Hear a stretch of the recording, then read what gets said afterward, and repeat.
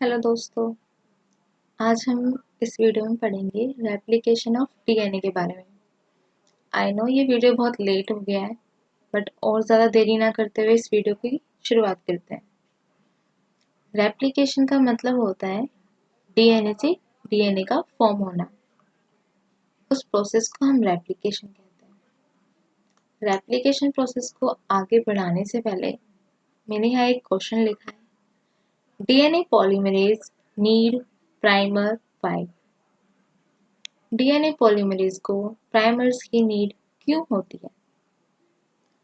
DNA polymerase सबसे पहले phosphodiester bond form करता है और उसके बाद हाइड्रोजन बॉन्ड फॉर्म करता है।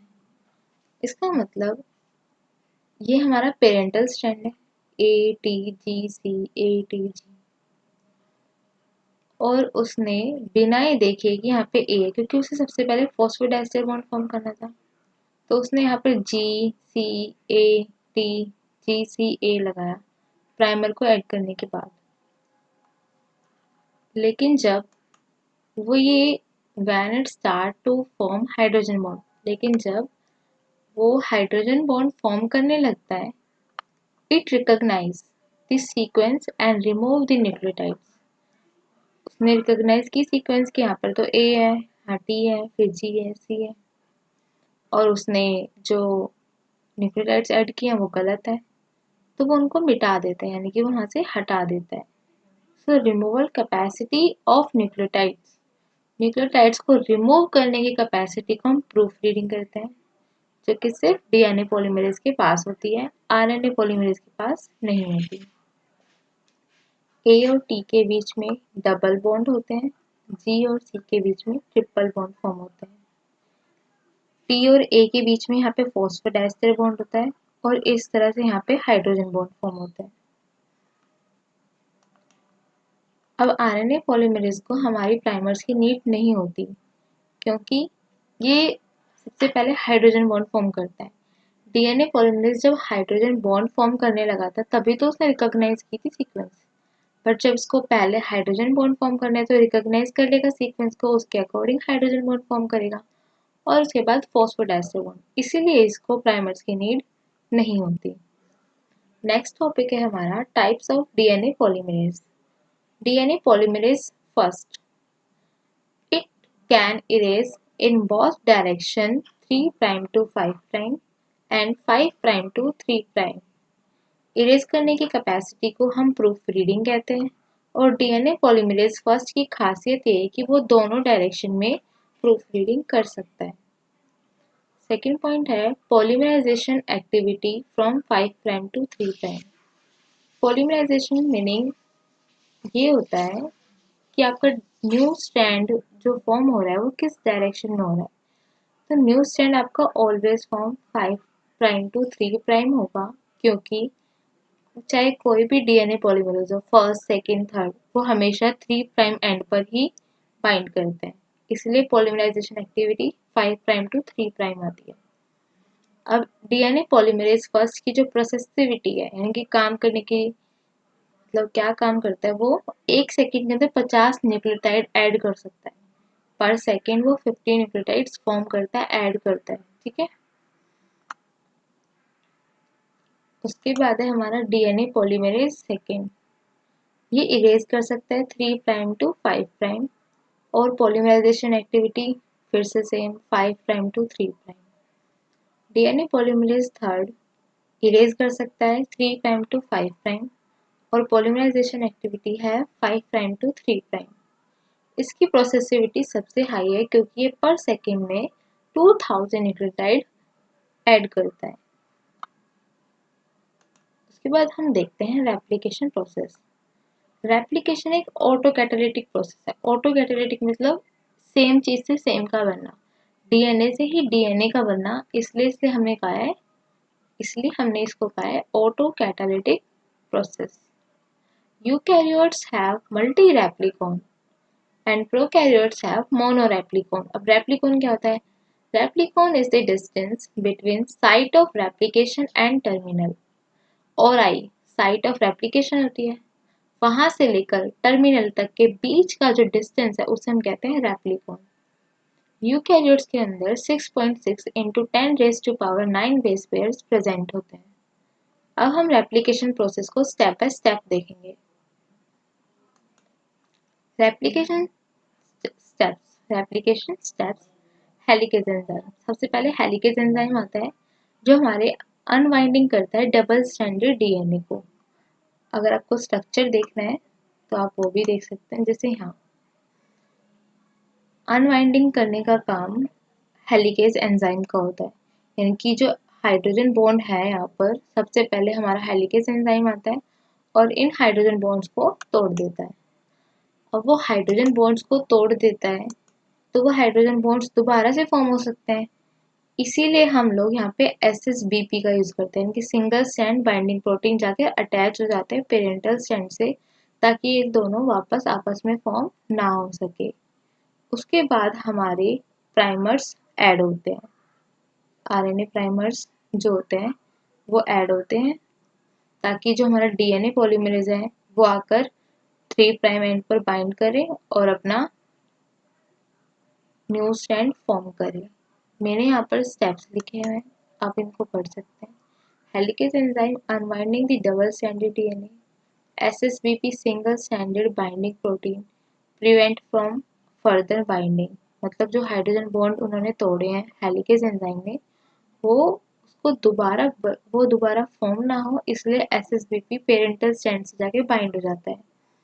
फिर हमारा जो प्राइमेज होता है, डीएनए प्राइमेज सिंथेसाइज करता है प्राइमर्स को और प्राइमर्स जाके अटैच हो जाते हैं।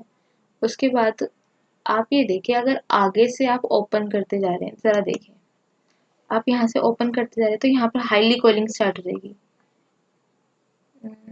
आप इस फिगर में नहीं, इसमें मेंशन नहीं है, इसमें भी मेंशन नहीं है, इसी में देखें आप यहाँ से इसे खोलते जा रहे हैं तो यहाँ पे पीछे की तरफ ज्यादा कोलिंग नहीं होगी, आप खुद सोच के देखें। इसीलिए यहाँ पे टोपो आइसोमेरेज लगाते हैं ताकि जो ये सुपर कोइलिंग हो रही है इसको प्रिवेंट कर सके, ताकि सुपर कोइलिंग ना हो और ये आसानी से हमारा हेलिकेज एंजाइम हाइड्रोजन बॉन्ड्स को ब्रेक कर दे। अब प्लांट्स के केस में हम टोपो आइसोमेरेज को ही डीएनए गाइरेज बोल देते हैं। उसके बाद हमारा डीएनए पॉलीमरेज थर्ड आता है। डीएनए पॉलीमरेज थर्ड ज़्यादा इसलिए यूज करते हैं क्योंकि इसकी प्रोसेसिबिलिटी हाई है, 2000 न्यूक्लियोटाइड पर सेकेंड ही फॉर्म कर सकता है, मतलब ऐड कर सकता है हमारे नए स्ट्रैंड को फॉर्म करने के लिए। तो प्रोकैरियोट्स में डीएनए पॉलीमरेज थर्ड आता है और यूकैरियोट्स के अंदर DNA Paul, delta and epsilon form करते हैं न्यू डीएनए स्ट्रैंड्स को यूकैरियोट्स में। डीएनए पॉलीमरेज 1 आप देखिए प्राइमर, अब आप यहाँ देखिए, यहाँ पर देखें, यहाँ पे प्राइमर्स भी हैं। यहाँ पे क्लियरली विजिबल नहीं होगा शायद। अब आप देखिए, यहाँ पे प्राइमर हो गया, ये डीएनए फॉर्म हो गया। अब यहाँ पे इसमें देखिए, यहाँ पे डीएनए भी है, प्राइमर भी है, ये तो हाइब्रिड्स हो गए। हाइब्रिड्स हो गए, नहीं हो गए? हो गए ना। लेकिन अब हमें डीएनए से डीएनए का बनाना है, हमें आरएनए तो नहीं चाहिए, तो अब हमें प्राइमर्स को रिमूव भी करना पड़ेगा। लेकिन हम बिना प्राइमर्स के बना भी नहीं सकते थे क्योंकि डीएनए पॉलीमरेज को प्राइमर्स की नीड होती है, तो हमें प्राइमर को रिमूव करना पड़ेगा। अब प्राइमर को रिमूव करने का काम डीएनए पॉलीमरेज 1 करेगा प्रोकैरियोट्स के अंदर। लेकिन सेम, और जो हमारा प्राइमर्स रिमूव होगा तो वहाँ पे गैप बचेगा, उस गैप को भी फिल करने का काम डीएनए पॉलीमरेज 1 ही कर देगा, यानी कि वहाँ पर अपने पॉलीमराइजेशन एक्टिविटी करेगा और उस गैप को फिल कर देगा। लेकिन यूकैरियोट्स थोड़े स्पेसिफिक होते हैं, यहाँ पर तो दोनों काम इसी ने कर दिए प्रोकैरियोट्स में। यूकैरियोट्स में हेलिकेज H आता है और प्राइमर्स को रिमूव करता है, और डीएनए पॉलीमरेज अल्फा आता है जो कि उन गैप्स को फिलिंग करने का काम करता है। अब आप यहाँ पे देखें कि यहाँ पे ये देखें,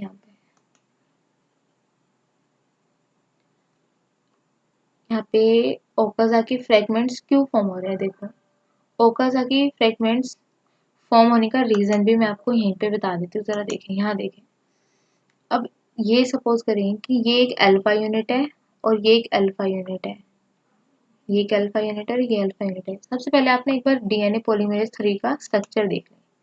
देखो, ये होता है डीएनए पॉलीमरेज 3 का स्ट्रक्चर, यानी कि एक अल्फा यूनिटरी, एक अल्फा यूनिटरी, ये दोनों टऊ से अटैच है और फिर ये पूरा स्ट्रक्चर अटैच है ऐसे। तो इसकी एक अल्फा यूनिट तो एक स्ट्रैंड पे बाइंड होती है और दूसरी अल्फा यूनिट दूसरे स्ट्रैंड पे बाइंड होती है। जरा देखें कैसे। ये हो गई। यहाँ पे क्लियरली दिखा नहीं रखा कि अटैच होता है, लेकिन स्ट्रक्चर यही है, स्ट्रक्चर यही है और यही जाके बाइंड होता है। इसकी एक अल्फा यूनिट यहाँ बाइंड होती है और दूसरी अल्फा यूनिट यहाँ पर जाकर बाइंड होती है।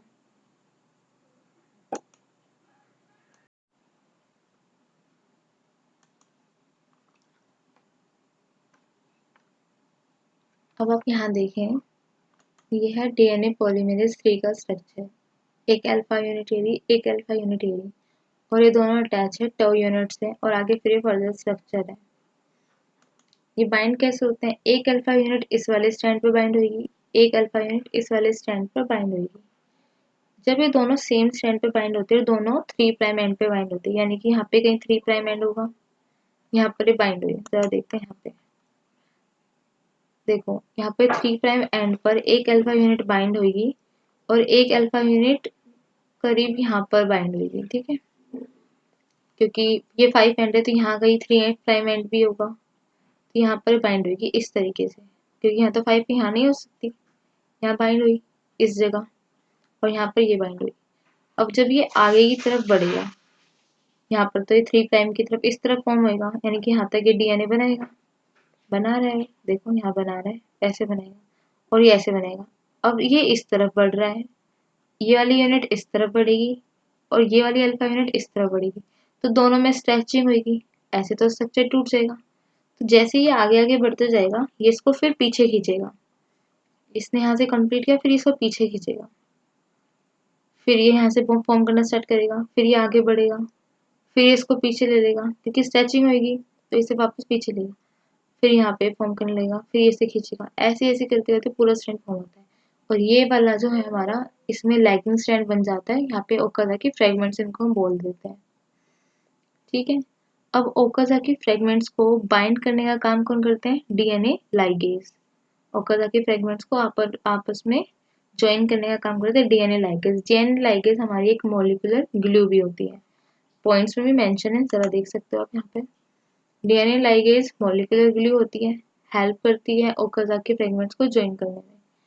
उसके बाद आप देखें कि डीएनए पॉलीमरेज को ज़रूरत होती है 3 प्राइम एंड की। मैं आपको पहले ही बता चुकी हूँ कि डीएनए पॉलीमरेज को नीड होती है 3 प्राइम एंड की, क्योंकि वो 3 प्राइम एंड पर ही जाकर बाइंड करते हैं और फिर उसके बाद न्यू डीएनए स्ट्रैंड को सिंथेसाइज करते हैं। यहाँ से एक बात आती है कि in prokaryotes there is a circular DNA.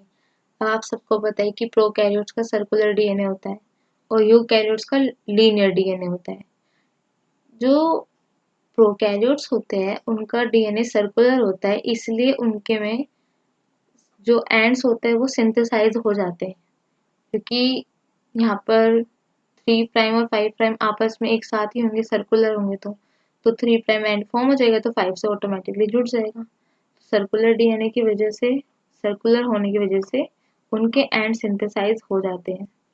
जब उनका न्यू डीएनए सिंथेसाइज होता है तो उनके एंड भी सिंथेसाइज होता है, लेकिन यूकैरियोट्स में ऐसा नहीं होता क्योंकि उनका डीएनए जो होता है वो लीनियर होता है। Ends can't synthesize because there is 5 end exposed.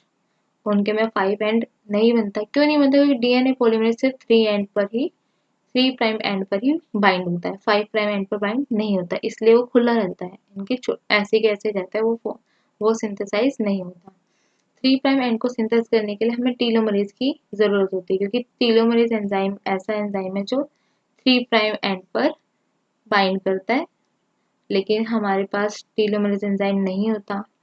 This is the reason why we become old. ये एक रीजन है कि हम बूढ़े क्यों जाते हैं, क्योंकि in the absence of telomerase enzyme, telomerase enzyme present नहीं होता, इसकी वजह से एजिंग जीन एक्सप्रेस इटसेल्फ।